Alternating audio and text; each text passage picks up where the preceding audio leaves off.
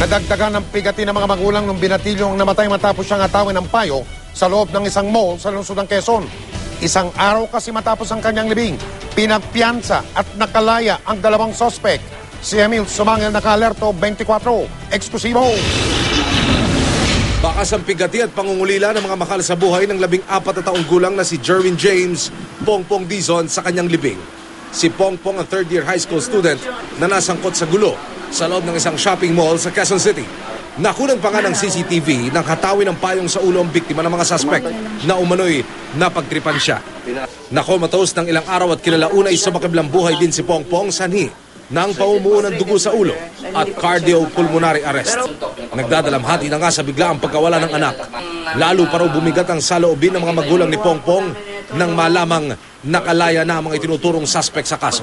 Ang mga 19 anyos na sina Kevin Trinidad Ramirez at Nathaniel Maligat de la Torre.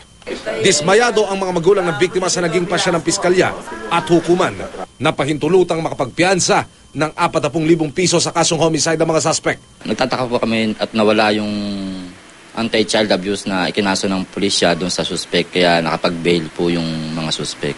Sa pamahalaan na sila ngayon nananawagan. Manaig daw sana ang katarungan para sa kanilang anak.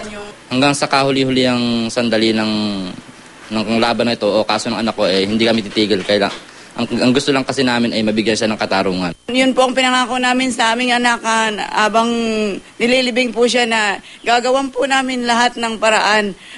Kahit na mahirap lang po kami at wala po kaming kakilala, lahat po gagawin po namin, may paglaban lang po yung kamatayan ng anak ko.